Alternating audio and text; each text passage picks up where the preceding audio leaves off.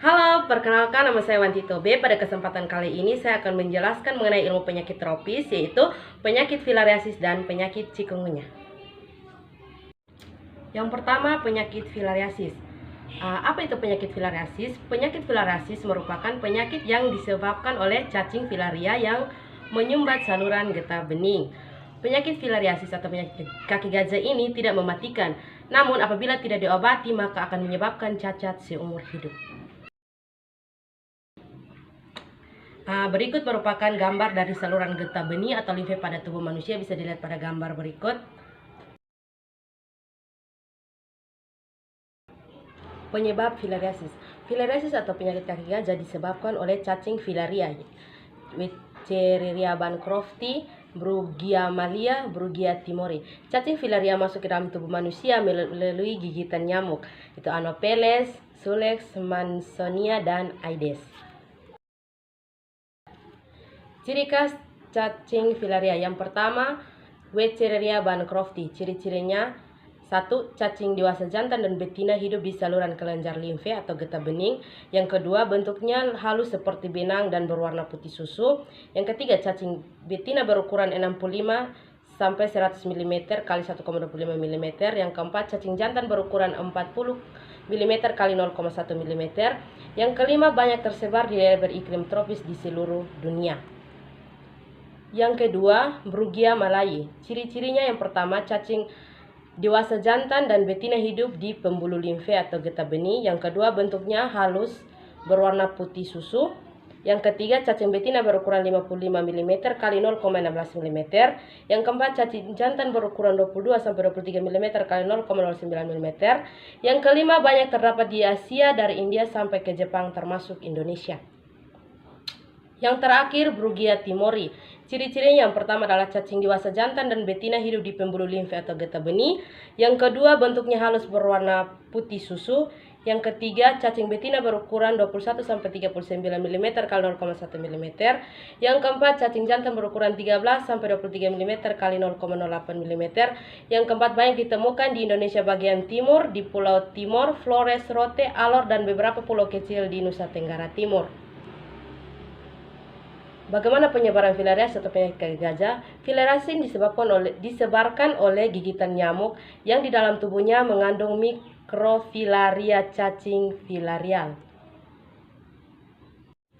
Gejala dan tanda filariasis. Yang pertama, gejala dan tanda klinis akut. Demam berulang-ulang selama 3-5 hari. Demam dapat hilang bila istirahat dan timbul lagi setelah bekerja keras. Yang kedua, pembekakan kelenjar getah bening atau tanpa adanya luka di daerah lipatan paha, ketiak yang tampak kemerahan, panas, dan sakit. Yang berikut, radang saluran kelenjar getah bening yang terasa panas dan sakit yang menjalar dari pangkal ke arah ujung kaki atau lengan. Yang berikut, adanya luka yang mengeluarkan darah dan nanah pada kelenjar limfe atau getah bening yang meradang. Yang terakhir, pembesaran tungkai, lengan, buah dada, dan alat kelamin perempuan dan laki-laki yang tampak kemerahan dan terasa panas. Gejala dan tanda klinis kronis. Yang pertama, limfedema. Limfedema adalah pembengkakan yang disebabkan oleh gangguan pengaliran getah bening ke dalam darah. Pembengkakan akibat infeksi cacing Wuchereria yaitu mengenai kaki dan lengan, alat kelamin laki-laki dan perempuan, dan payudara.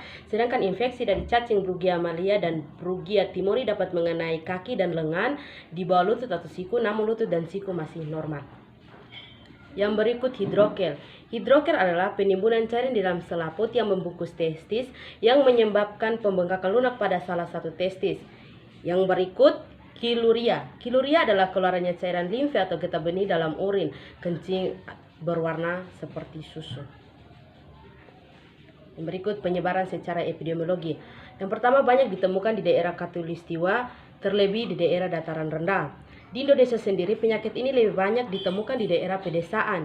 Di daerah perkotaan hanya ditemukan penyakit kaki gajah yang dikarenakan cacing Wuchereria bancrofti, misalnya saja di kota Jakarta, Tangerang, Pekalongan, Semarang, dan mungkin di beberapa kota lain. Di Indonesia sendiri, penyakit kaki gajah tersebar sangat luas.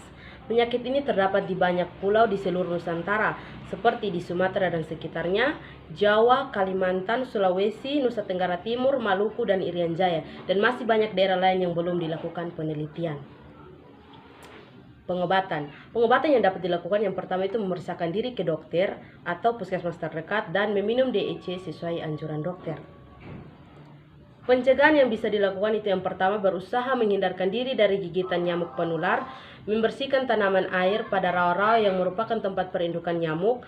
Yang ketiga melakukan 3M seperti menguras bak air, mengubur barang bekas, menutup tempat penampungan air secara teratur. Yang berikut membersihkan semak-semak di sekitar rumah dan memasang kasa pada ventilasi. Bagi penderita penyakit kaki gajah diharapkan kesadarannya untuk memeriksakan diri ke dokter dan mendapatkan penanganan obat-obatan sehingga tidak menyebabkan penularan kepada masyarakat lainnya. Yang berikut perlu adanya pendidikan dan pengenalan penyakit pada penderita dan warga sekitarnya. Pemberantasan nyamuk sangatlah penting untuk memutus mata rantai penularan penyakit ini. Menjaga kebersihan lingkungan merupakan hal terpenting untuk mencegah terjadinya perkembangan nyamuk. Pencegahan. Usaha pencegahan yang dapat kita lakukan di rumah yaitu tidur menggunakan kelambu, memasang kasa pada ventilasi, melakukan 3M dan lain-lain.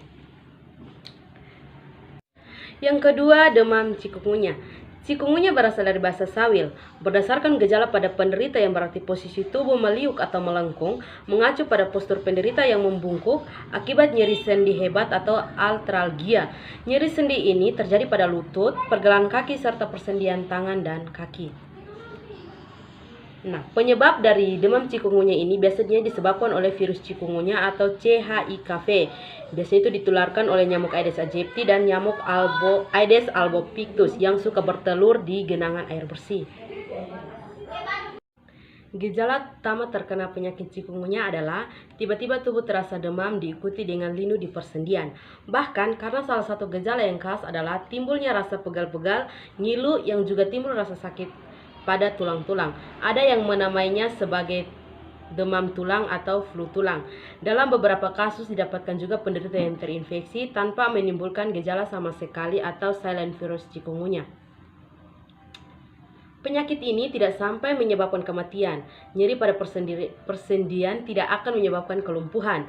Setelah lewat 5 hari, demam akan berangsur-angsur reda, rasa ngilu maupun nyeri pada persendian dan otot pun berkurang.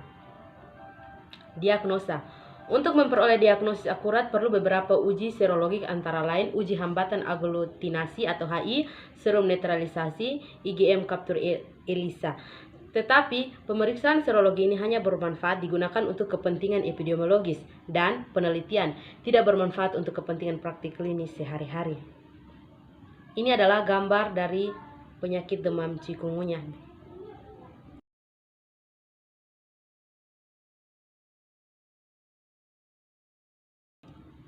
Pengobatan. Demam cikungunya termasuk penyakit yang sembuh dengan sendirinya tanpa tak ada vaksin maupun obat khusus untuk penyakit ini. Pengobatan yang diberikan hanyalah terapi simptomatis atau menghilangkan gejala penyakitnya seperti obat penghilang rasa sakit atau demam seperti golongan paracetamol.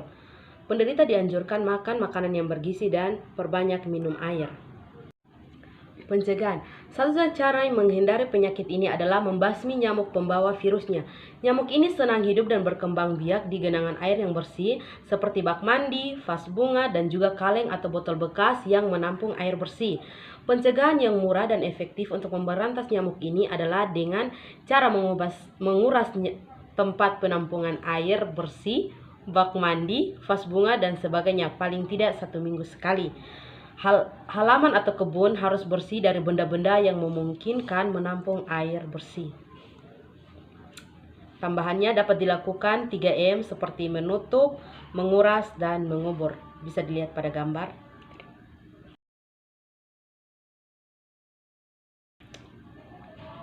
Kesalahan yang sering dilakukan dalam mencegah jentik nyamuk yaitu yang pertama, tidak semua tempat penampungan air ditutup dan masih ada botol-botol kosong dibiarkan terbuka. Di rumah bagian depan tampak bersih, namun di bagian belakang masih kotor. Yang kedua, bila menutup tempat penampungan air masih ada celah terbuka yang bisa dimasuki nyamuk. Penutup tidak perlu mahal, yang penting bisa menutup rapat. Yang ketiga, masih banyak kamar yang dipenuhi dengan gantungan baju. Walaupun hal ini sepele, tetapi justru disinilah nyamuk demam berdarah bersembunyi. Apalagi bila kamar agak gelap, tempat yang gelap disenangi nyamuk demam berdarah. Yang berikut, walaupun rumah bersih, masih banyak ditemui genangan air seperti di ban bekas, botol aqua, ember kecil, vas bunga, tempat minuman burung, talang, dan lain-lain. Ingat, nyamuk demam cikungunya dan nyamuk demam berdarah ada di dekat dengan kita. Segera lakukan 3M+, dan pastikan tidak ada jentik nyamuk di setiap penampungan air di rumah. Sekian dan terima kasih.